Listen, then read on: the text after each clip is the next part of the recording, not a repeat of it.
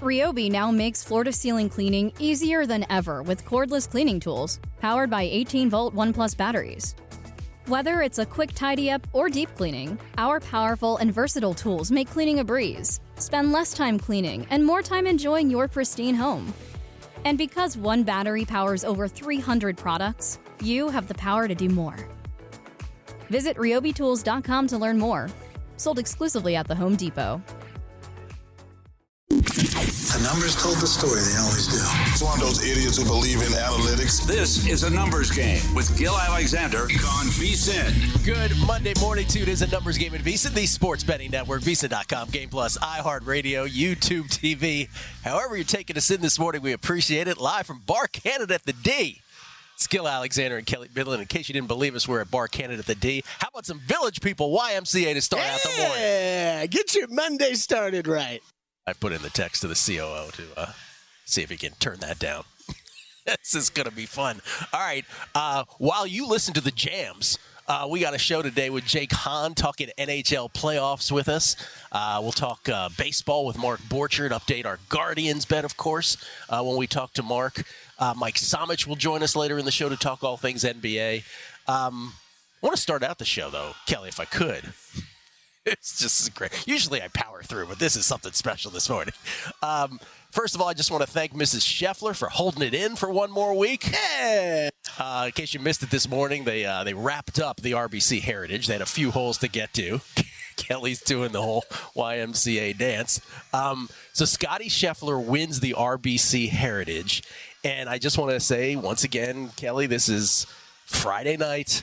Colin Morikawa's at the top of the leaderboard. Scheffler had himself a good Friday. He's 3 strokes back. So, brain dead. I'm like, well, I'll just go Morikawa plus 480, and I'll go Scheffler plus 560, and we'll see what happens. And within 24 hours, I was a favorite with a plus 560. And there you go. Scotty Scheffler, once again, ladies and gentlemen, who 2 years ago we said on this show, you should probably bet him every tournament he's in. Confirmed good at golf. He's pretty good at golf. So, again, there are bets, there are markets out there. And by the way, I want to say shout out to Nelly Korda as well. Nelly Korda, for those, I did not have a bet on Nelly Korda, but for those who did, she wins her 5th consecutive LPGA tournament. She wins the Chevron Championship by 2 strokes. 5th in a row. That ties the record. Nancy Lopez in 1978 and Annika Sorenstam in 2004, 2005, 5 consecutive LPGA tournaments. But the Scheffler thing, there are some props out there. Scheffler to win every major this year. I saw a 50-1 out there. Brady Cannon actually texted me this weekend to tell me about this. 50-1, but he says shop around because you might be able to find better. The problem with this is Mrs. Scheffler is not going to be able to hold it in forever. Medical term, by the way. And I think That's right. I think she's expected to give birth here within a week or 2 now. And so the PGA, golf's next major, is at Valhalla May 16th, which is, 24 days away. He's a family man. The fly in the ointment of that bet is if he's a new father, which we expect him to be by then, is he even going to tee it off at the PGA? I don't know that he will. I don't know. It's all going to depend on timing. He said, so I caught him on Thursday, I think it was, post-round. He said she was due end of this month. So same deal. That'd be like a week. Maybe it gives a couple weeks. A week and change, yeah. I think as long as there's enough time removed for, I don't know. I mean, these are all personal plans, right, that they might have. I'm just saying. He was talking about having it very planned out that they did from the beginning of the season because they knew when their due date was. They knew what tournaments they were planning on playing. I think I'd be surprised, but it just depends on the timing. Yeah, and having a child changes a human being, right? And he's already a guy who's, I don't know. I don't know if he's human. Well, I think he's serious. on the golf course. On the golf course, he's not human, but certainly once he gets off it, he's very human, right? He's like, it's golf, whatever, right? He's all about family. So I don't know. Do you make that bet with that looming? I guess it's a tough bet to make because of that one factor. If that didn't exist, I'm not sure I don't make that bet. Why not? Man. Yeah, I don't know what number I'd need on that. I have to think about that. 50-1 still. I feel like I need more than that. I hope you all 3 more majors. Hope you all enjoyed the Village People Supremes beginning to the show. We seem to have gotten taken care of. Yeah, I was going to say, don't hold your breath. Hold on. Yeah, that's right. All right, but I'm just saying that's the problem with that bet. Oh, I spoke too soon. Yeah. Okay, so that's the problem with that bet. So I wouldn't make it because of that. I'm just speaking personally. I'm not saying people don't make it, but I wouldn't because of that alone. Yeah, it's definitely a factor. Yeah. I don't know that I'd make it regardless, but all right.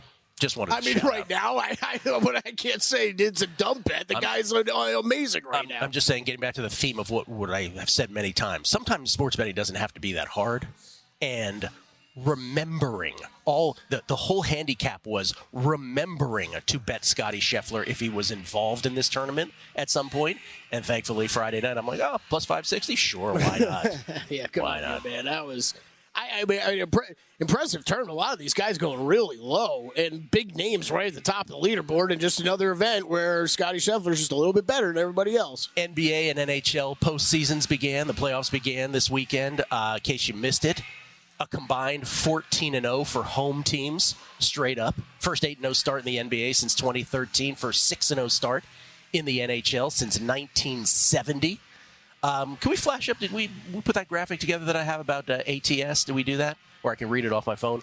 We're not a trends show, but in the NBA, if you put together the postseasons, the playoffs of 2022, 2023, and this beginning of 2024, it is amazing how often the spread does not matter at all. Does not matter at all. We're already off to a 12-2 start. So basically, this is a sort of cousin to what we talk about during the NFL season. The NFL, 83% of the time, the spread doesn't come into play. What that means is that the favorite that wins covers, and that the dog wins outright 83% of the time. And in the playoffs, it's higher than that. Wild card weekend historically is the biggest example of that, where I think it gets to 88%. That dates back all the way to 1978. Well, NBA playoffs, it just doesn't matter. It just doesn't matter at all. So if you go to 2022, 83-9, Kelley. 83. There were 92 playoff games in the NBA. 83 out of those 92 times, the spread did not matter. In other words, the favorite won while covering, or the dog won outright. So the only exception are favorites that win but don't cover. So it went 83-9 in 2022. Last year it went 75-15, and so far this year 12-2. I'll do the math. That's 170-26 over the last three playoffs. 86.73% of the time, the spread doesn't come into play. And so this was one of these weekends. If I just go through them one by one, take that for what it's worth, by the way. But the first round, I would imagine, has a lot to do with that. So here's it's still interesting. It's still interesting. Yeah. It's interesting to bring up. Cleve TA, I want to hat tip to him because he was the first person I think that made me aware of that. Jason Weingarten reminded me that I had tweeted that out last year. Here's a real brief recap, non-guessing line style of the weekend. Cleveland beats Orlando 97-83 in the 4-5 game in the Eastern Conference. Cavs led by 20 in the fourth quarter. Donovan Mitchell had 30. These are all covers. Minnesota beat Phoenix by 25. Anthony Edwards went 33-9-6. Gobert went 14-16 in the T-Wolves rout of the Suns. Then in a somewhat competitive game, this was the most competitive game on Saturday. The Knicks did beat the Sixers by 7, but in defeat, Tyrese Maxey 33, Embiid 29-8-6, Lowry 18. The Knicks outscored the Sixers in the second quarter 33-12. Knicks trailed by 3, though, to start the fourth quarter because the Sixers punched them back. And it was a one-point game with just over 5 minutes left before the Knicks put some distance between themselves and the Sixers. Denver then beat the Lakers by 11 on Saturday night. The Lakers led by 12 halfway through the second quarter. And then Denver had it tied a little over 3 minutes after that. It was actually 76-75 Nuggets with under 5 minutes left in the third quarter. Then a 13-0 run broke that game open. AD 32-14-5. LeBron 27-6-8 in defeat. Jokic 32-12-7. Murray 22-6-10. Porter Jr. with 19-8. Gordon with 12-11.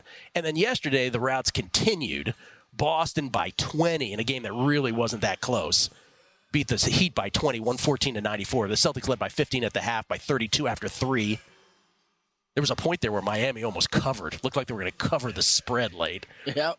Clippers crushed the Mavericks. The final score was only 12, but they led by 12 after the first quarter, by 26 at the half. After a 22-8 second quarter, Doncic 33-13-6. Kyrie 31-7-4 in defeat. Harden 28. Harden with 28. Paul George with 22. Zubats 20-15. Then Milwaukee crushed Indiana 109-94. Season low for the Pacers, 94 points. Bucks led by 9 after the first, by 27 at the half. Only by 12 after the third, but it was back to 20 just over 3 minutes into the fourth. Lillard 35 in the first half, 0 in the second. Yeah, I was thinking about anybody who bet alts out there on him. Oh, brutal. Like, Todd you know, Wishnev went did. 40+ and stuff like that. Todd had an in-game over 40 and a half. Oh, man. Yeah, that's right. And then last night, finally, we got a game. Yep. OKC beats New Orleans 94-92. New Orleans had multiple chances to go up 2 possessions at 90-88. Then they got 4 chances to break a 90-90 tie, 4 offensive rebounds. Couldn't do anything with it. Holmgren's block set up an SGA, his patented in-the-lane jumper, and he got fouled. That was a 3-point play.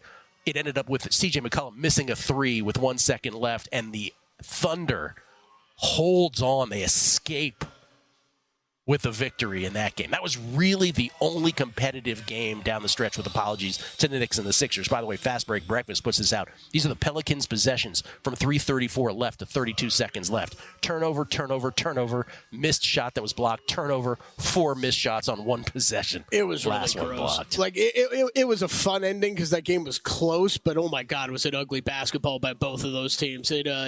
It did scream of youth being on the court in a high-pressure situation, and, neither one of these teams with a ton of experience there, and it showed. Which of those series do you think is just a one-off and that the team that got beat actually has a chance to win it? And which of those do you think, that's just how it's going to be? Well, Celtics, the latter, and I'll stick with Mavericks. That blew my mind. You think that's the one-off? Yes. And that was without Kawhi. Yes. Who was announced out. We'll look at tonight's games coming up as well. 3 in the NBA, 4 in the NHL, continuation of 2 series. To begin, we'll do that with Jake Hahn. A little baseball on the other side with Mark Borchard. It's a numbers game at VSiN, the Sports Betting Network.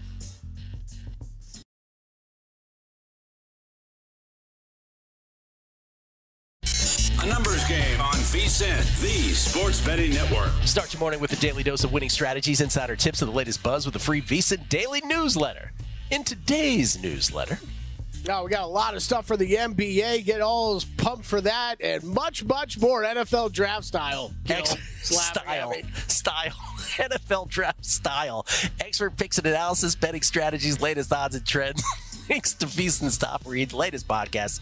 Bill 80's night becomes your mornings. VSiN.com/newsletter. Sign up for free. It's Gill Alexander. It's Kelley Bydlon. And how should you bet on a team as bad as the White Sox? Well, that's in the newsletter. Oh, that's in the newsletter. So someone actually, we get tweets at Beat of the Book because someone wrote about the Johnny Millionaire. Let's go Guardians, he says, which we'll get to here momentarily. He goes, how's my White Sox worst record at 5-1 looking? Darn those Rockies. Right now, the Marlins, White Sox, and Rockies are the 3 worst teams in baseball, so it really is a jockeying for position. But the White Sox are in the driver's seat, if you will, the bizarro driver's seat for that. I believe early in the season. I believe in them every year in this market. James Sott, not many things worse than being in the office and unable to listen to Gill and Kelley, especially after a Guardian sweep, draft talk, and maybe a little tennis. This is from PAW. As I said like 2 years ago, just bet on Nelly Corda every single tournament. Johnny Ringo, worst DJ ever. Gill talks through all the tunes. Go Guardians. Stringfellow Hawk, I imagine there's a volume knob somewhere that has Weekend and Gill on it, and they forgot to turn it back to Gill for this morning. Maybe we'll look into it. We're trying. That's why I got distracted. I saw someone. I'm going to be leaving you here in a minute. Chris Felica has texted. He goes, so would you suggest a strategy of playing, talking about the trends in the NBA playoffs we were just talking about. He goes, so would you suggest a strategy of playing the dog on the money line and favorite ATS in all games?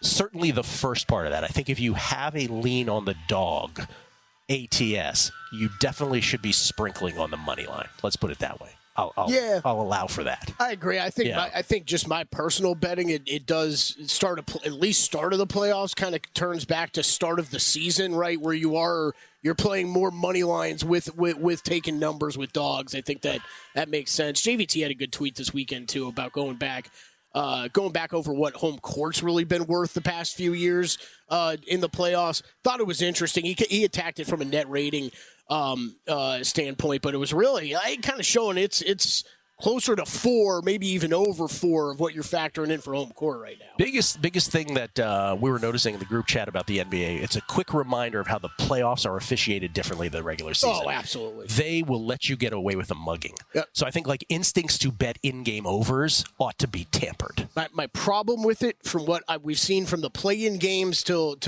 yesterday, is that they are absolutely letting guys get away with more, even more than they were post-All-Star break, but nothing's consistent. That's right. The problem is there's an inconsistency right now in the foul calling, which isn't that always our biggest problem? I don't really care which way you call it. Just call it consistent. Call it consistently. All right, let's bring in Mark Borchard from an undisclosed location somewhere in the desert. You can follow him at BaseWinner, basewinner.com. And, of course, he does the BetUS podcast each and every day for Major League Baseball. He joins us courtesy of the Progressive guest line. And speaking of Progressive, Mark, Progressive Field in Cleveland. May I start with the Guardians bet and get you to chime in on this, please, sir? Yeah, go ahead. First of all, how are you? You good? Yeah, everything okay? I'm doing good. I was thinking about the Guardians the other day, actually, and I think that it's the first time in the history of Major League Baseball where teams let off playing the Oakland A's 15 times. Well, this was the handicap, right? So when this market when I noticed this market the day before the Major League Baseball season started, March, April, most wins, was available here at Circa. I think it was available at DraftKings as well. And J-Rod on Twitter told me that the tiebreaker rules are different at DraftKings. He said that DraftKings is a dead heat on these. Where I got it at Circa, the tiebreaker is fewest losses followed by run differential. There's a 2-tier tiebreaker. Yeah, it does depend on the book, because that Dodgers to 10, I got paid on a dead heat on that. I didn't think I did, and I looked. I said, wow. And when they graded it, I got a dead heat. So you're right. So it's good that we bring that up. That's right, because the Pirates played that morning to get to 10. Had they gotten it, they would have been first. But if it's a dead heat, it's a dead heat. It doesn't matter what time of day. It was Yankees to 10, and then I thought I'd lost it. And then a couple days later, I looked at my account, and it's like, wow, I got a dead heat on that. I'll take it. So the cool. the handicap for me on the Guardians, the biggest point was they played 17 games. I actually said this. We have the video of it. They played 17 games against the Athletics, 7 against the A's, 3 against the White Sox, and 7 against the Red Sox, who I have rated lower than most people do. And so that was the big part of my handicap. And right now, with 3 games left against the Red Sox, in those 14 games against those 3 teams, they are 11-3. 11-3. So it's going exactly how I hoped it would and thought that it would. And so that has buoyed them to a 16-6 record. They still have 7 games left. Here's the thing, though. By the way, the teams that are chasing them, Yankees, Brewers, Braves, Orioles, Phillies. It's like the best teams in baseball. Who's who of the best teams in baseball. Though we are in the lead, though that if it had ended today, we'd win. But Guardians don't control their own destiny. The Yankees do. And that is because the Guardians lost a game to rain in Minnesota. And so the Yankees begin a 4-game set this morning against the Athletics.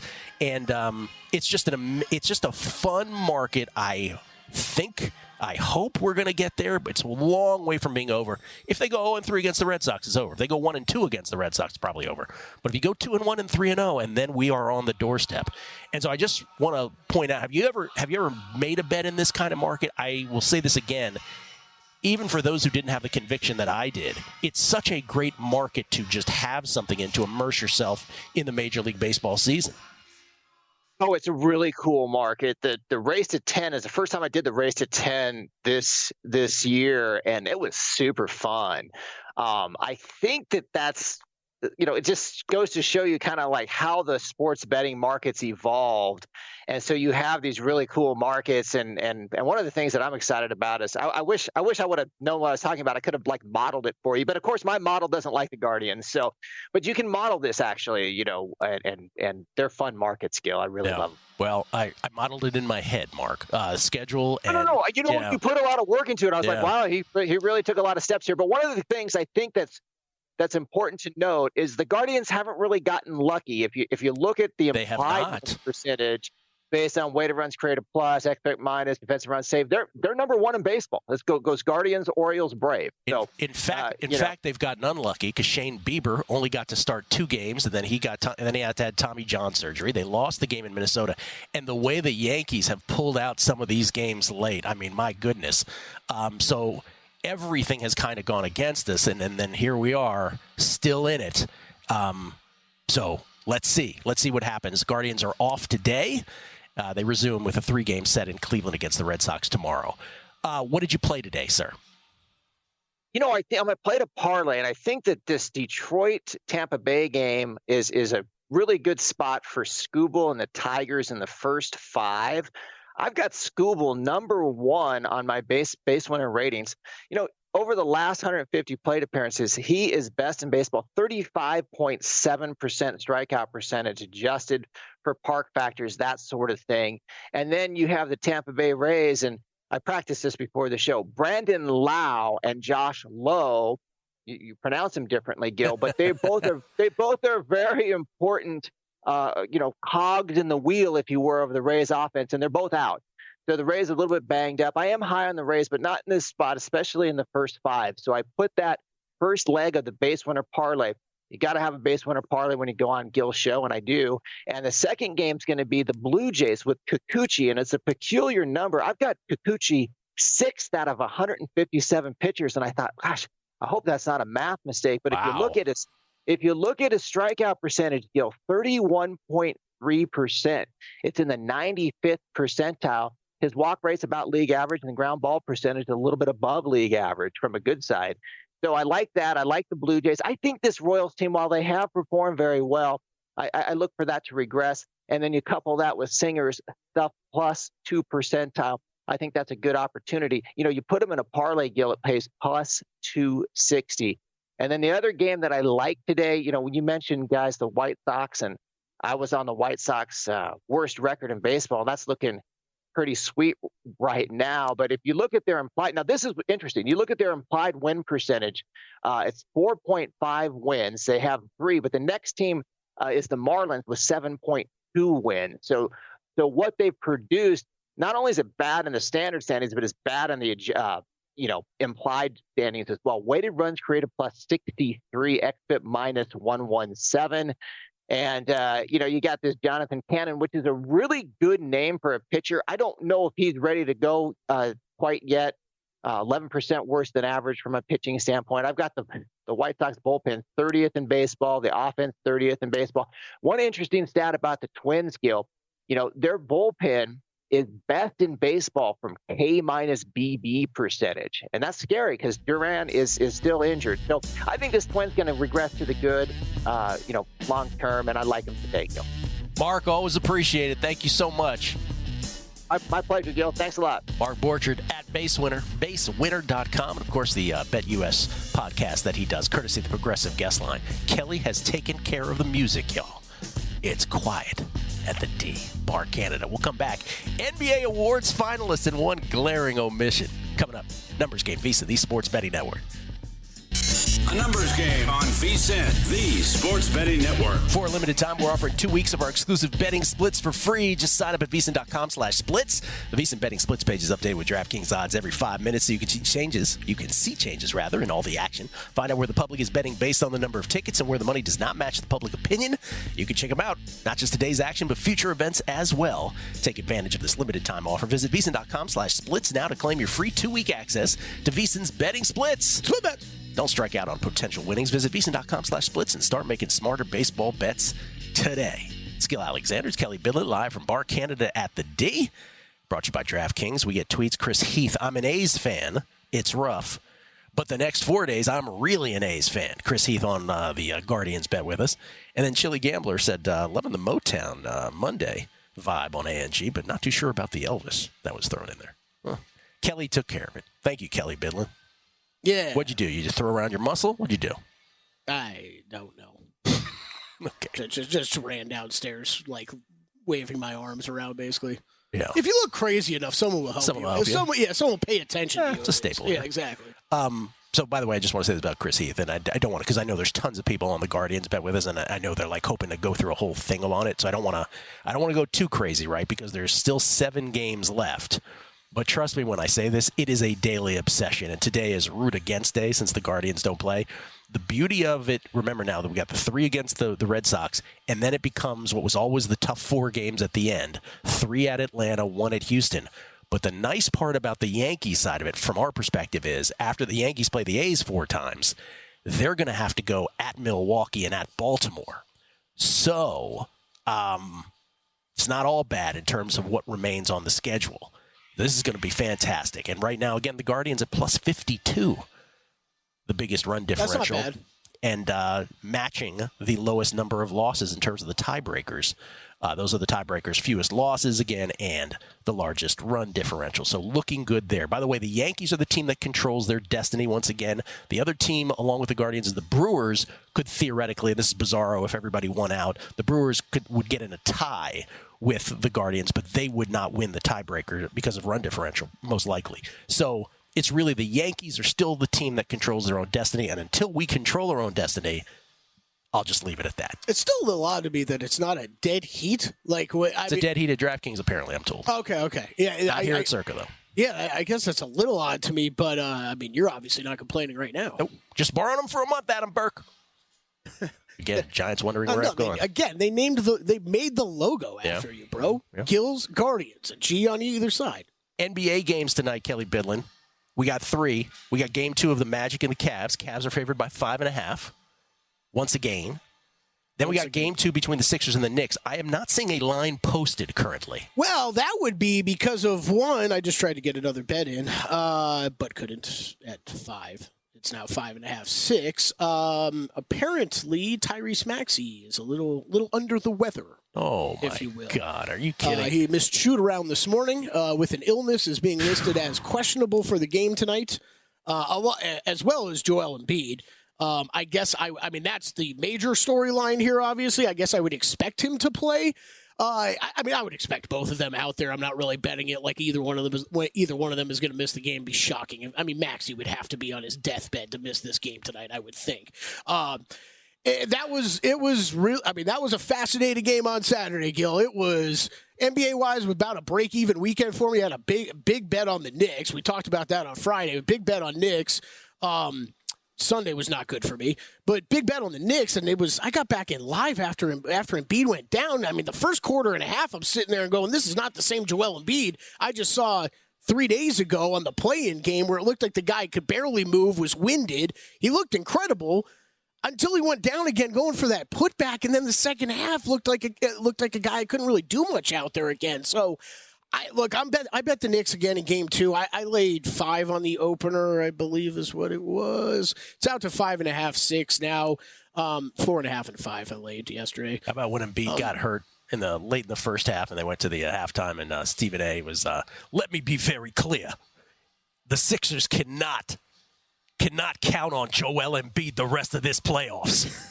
And then, Embiid shooting a 3-pointer 3 seconds into the second half. He never missed a second. I don't know. He didn't look like the same guy. The second half, he looked like he was hobbled again. He tweaked it at one point. Right. Yeah. He looked like he was hobbled again. So I think it's, from what you've seen the past 2 games, I think it's very hard to figure out what you should expect out of Joel Embiid. But I'll go back to, I guess, what my handicap was from game 1. A lot of, if what I saw last of him is what rolls into this next game, he's not providing much. Meanwhile, the Knicks played... They couldn't they couldn't hit anything. Their shooting was terrible. It was in the 30s. It was really poor half-court offense from them. Jalen Brunson couldn't get going at all. I don't expect that to fully continue. But one thing I do expect to continue, as long as Joel Embiid is beat up, is the Knicks dominating the Sixers on the boards, giving them second possessions, third possessions. So I do like the Knicks tonight. That is my one bet on this card tonight.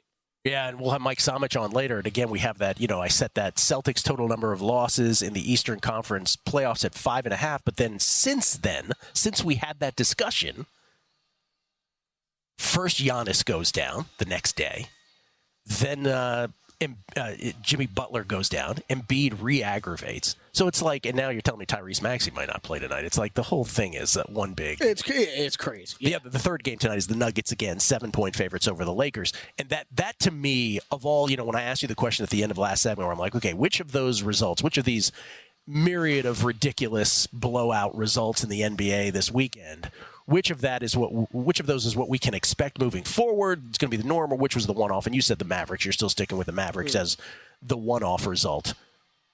I feel like the Nuggets-Lakers, and I know a lot of people want to believe in the Lakers, but I feel like no matter how well they play, and we talked about it, they were up in the second quarter, right? The Lakers on the Nuggets. They were up by 12 halfway through the second quarter, playing as well as they could. It was a 1-point game with under 5 minutes left in the third quarter, but you just know the run is inevitable. And I just feel like no matter how well they played, AD couldn't have played better, dude. Yeah. 32, 14, and 5. LeBron, 27, 6, and 8. But so what? Jokic is like, well, I'm just going to drop a 32, 12, and 7 on you. Murray was 22, 6, and 10. Porter Jr., 19, and 8. Gordon, 12, and 11. I just feel like the Nuggets will roll them no matter what. Yeah, I think it was 86 points that Jamal Murray or Nikola Jokic scored or assisted on. I mean, it is when they're rolling, they're rolling. I think you put it perfectly. It's it was on Will's podcast yesterday. Should have been more. He asked me the question: do you think there's a better chance they sweep them, or if the Lakers win 2 games? Didn't give me the option of 1. I went with 2. I don't know though. It just feels. I think what we saw the other night. Kind of like you're talking about, Gill. It feels a whole lot like we saw in the Western Conference Finals a year ago, where even LeBron and AD, they can play as well as they want, and it still feels like it's not going to be good enough. That's right. And I think the one difference this year, because I found this factor really interesting going into this series, is we saw D'Angelo Russell get cooked last year. And they targeted him. Jamal Murray targeted him time after time. And this year, it's, okay, you don't really have that guy. D'Angelo Russell's been so good on offense for them the past couple months. If you pull him out of the lineup, you're losing on the offensive side, and you don't really have that guy on the bench that's significantly better than him defensively. So you kind of got to live with it.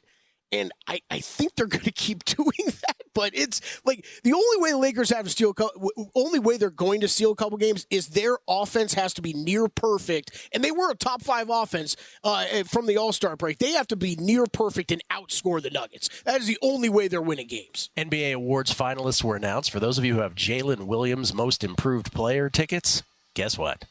He's not a finalist. Was that surprising to you? At all? Yes and no. I don't. Shane Goon ends up as the third finalist. He's the one that sticks out. But man, he had such a good season going until the injury occurred. I think you could justify. I think I can understand that. I think it's just another clear indicator of we're not gonna consider a guy in his second year. I mean, I think these are. Some of these NBA guideline rules that we kind of talk about, you see play out sometimes. Yeah, unspoken rules. And him not even making the top 3, I think, is notable. Nothing else is really surprising, though, in terms of finalists. I do want to show this. The Athletic did an anonymous NBA poll. Defensive Player of the Year. Did you see this? The anonymous NBA players poll? Yeah. Victor Wembanyama in a landslide. Still's not going to win it, is he? In a landslide, Victor Wembanyama. By the way, coupled with also who's the league's most overrated player, and they put Rudy Gobert in this anonymous poll, got 13.6. But I do wonder, in fairness, is that just who they dislike? Oh yeah, it's completely. So it's good. The most overrated is Gobert, 13.6. Jordan Poole right after that. I missed the other one. My bad. Oh, the other one you missed. I thought you sent me twice. I didn't realize it was a different poll. Oh no, sir. So the 13.6 in the overrated. Jordan Poole 8.6. Trae Young 7.4. That just sounds like who they dislike as a human. It's a little bit overrated, but no, it's mainly who do these guys dislike. Yeah. Yeah, but who's the best defender? Victor Wembanyama 15.2%. Drew Holiday 12.9%. Lou Dort 9.8%. Do you want me to keep going until we get to Rudy? Herb Jones 8.3%. Jaden McDaniels 8.3%. Oh, there's Rudy 6.0%. For what it's worth, our Victor ticket is probably not going to get home based on early results. But the Jalen Williams omission reminds one of Spencer Strider there. So there you go. We'll come back. Hockey with Jake Hahn. Numbers Game, VSiN, the Sports Betting Network.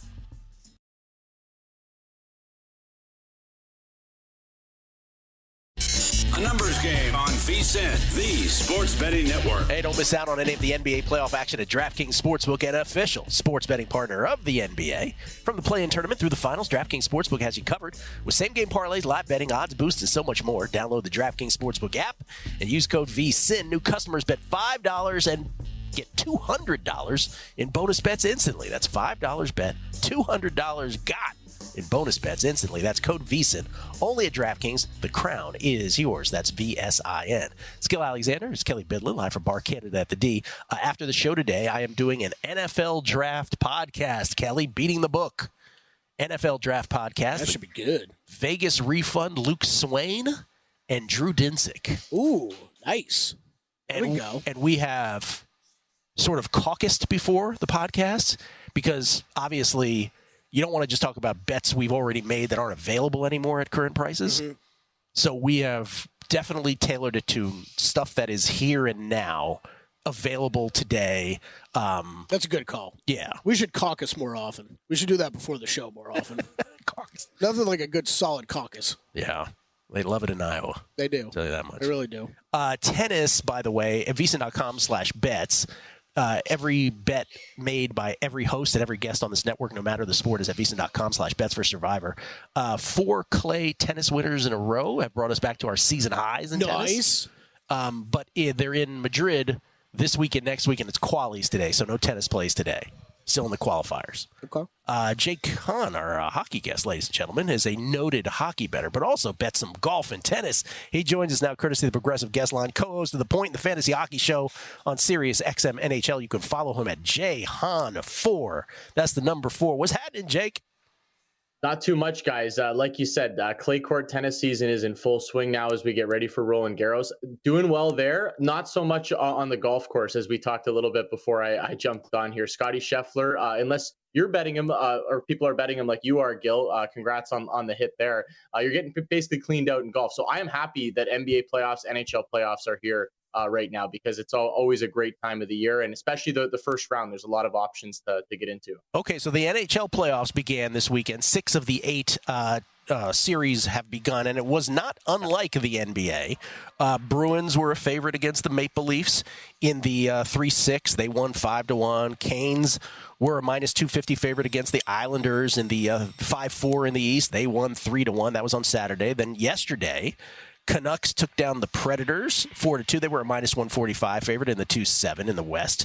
The Jets and Avalanche was cool. That was a 7-6 shootout in the 4-5 game in the West. Jets winning that. That was they were -110. So that was the coin flip game, and it was really a coin flip in the end. And then the other 2 East series were also, went as expected. Rangers were a big favorite against the Caps. They beat them 4-1. Caps didn't look good. And then the Panthers as a -165 favorite against the Lightning. They won that 3-2. Of those 6 results, before we get to the 4 games today, of those 6 results, which is the one that sort of was the most noteworthy to you? I'll ask the same question of hockey, in hockey as I did Kelley earlier in NBA. Which to you was like, okay, yeah, we're going to see that happen more often than not in the series, or which is the one where you're like, well, that might just be a one-off? Yeah, the Eurochock continues, at least early on in these series, guys, right? We're seeing it. We just talked about Scotty Scheffler. He wins every single week. The UConn men's basketball team, they were chalked. They went on this big run. And now, we're kind of seeing it early in the NBA and NHL playoffs. Again, we're just getting started in these series, so things can flip very quickly. And, home teams still have work to do. You got 2 games to start off your series. You want to win both of them to protect your home court or home ice advantage in this situation. I think the 2 Metro Division series, the Carolina Hurricanes and the New York Rangers winning, those I expect to be quick series. Now, the Hurricanes who play again tonight, we can get into that game a little bit as well against the Islanders. They had some troubles against the New York Islanders. I think that one actually stood out to me. Ultimately, they found a way to win the game, but it didn't look the way that I expected it to look. So the Rangers looked completely dominant.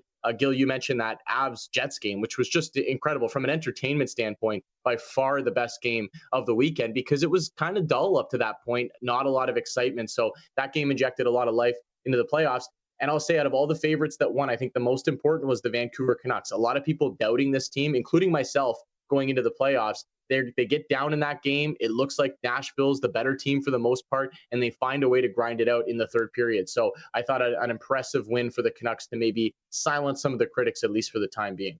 Our buddy Chris Felica, the Bear from Fox Sports, said to me this weekend, he said, Gill, the Caps, and I think he called me a horrible name while he was saying this to me. He said the Caps are the worst playoff team in the history of the Stanley Cup playoffs. Is that true? It's hard. Honestly, it's hard for me to disagree. I'm sure there's been a few. If we really go back and dig deep, I bet we could find a couple that snuck into the playoffs that had absolutely no business being in there, but they have to be in that conversation. I mean, you look at the goal differential from this season, and I was following this Eastern Conference playoff race very closely the last month of the season. It didn't feel like anybody really wanted it. Pittsburgh actually goes on a great run, but they dug themselves such a hole that it was too little too late. Ultimately, I felt like if the Penguins or the Red Wings got in, we would have had a much more entertaining first round series against the New York Rangers. The Caps, there's just not a lot there to get excited about. I think their only hope of winning a game or two in this series would be on the back of their goaltender, Charlie Lindgren, who kept them in it as long as he could on Sunday afternoon, but they're outmatched in that Rangers series. I don't expect that going longer than 5 games. Wow. I thought it was very aggressive of Felica, but maybe not so much. Okay, today, 4 games. Two of them are games 2, if you will. The Bruins with the 1-0 lead over the Leafs. The Leafs, I don't know if you know this, Jake, trying to win their first cup since 1967. Bruins are minus 138. Canes, the Hurricanes, minus 245 in game 2. They're already up 1-0 against the Isles. Any thoughts on those two? Yeah, well, yes, I have heard about the fact that the Leafs haven't won since 1967, and people don't like to get reminded here in the city of Toronto, but didn't get off to a good start on Saturday. I actually thought they played a pretty decent game throughout the first half. They hit a post, down 1-0, would have tied the game. Boston goes back the other way, 2-0, and then they're kind of chasing it. So I think that they are capable of winning games in this series, and I do still expect this to be a long one. Ultimately, you're never really in trouble until you lose a home game. So I think the Leafs will keep this one a lot closer tonight. There's just a lot of question marks with the lineup. Will William Nylander play? He was out on Saturday. He played all 82 games in the regular season and then mysteriously out in game 1 of the playoffs, and that's a big player for them to be missing. So I'm staying away from a side here, guys. I will go to a player prop.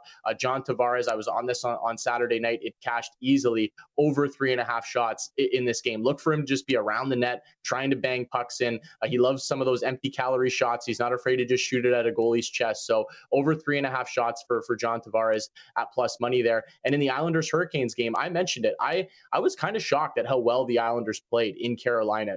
Playing in Carolina is just a nightmare. They have a great home ice advantage. They just play a really good playoff style that makes it frustrating on opposing teams. And I thought the Islanders were the better team for good chunks of that game, in particular the second period. So if you want to get a little risky and maybe go with the money line, you can. It is tough to win in Carolina, but I think they can keep this game close. So I will play the Islanders on the puck line at plus 1.5, lay a little bit of juice with that, and maybe hope for our first overtime game of the playoffs. Okay, I want to get to the 2 series that haven't started yet in a minute, but if you could answer this in 10 seconds. Is there a series price, an adjusted series price on any of the teams that are down 1-0 that you would take a flyer on? It would be the Nashville Predators for me because I already liked them going in, and I still saw a lot of great signs from their game. They lose a game on the road, and I still felt like they played quite well. So for me, it would be the Preds. All right, Preds checking in at. I'm not seeing it listed where I'm looking right now.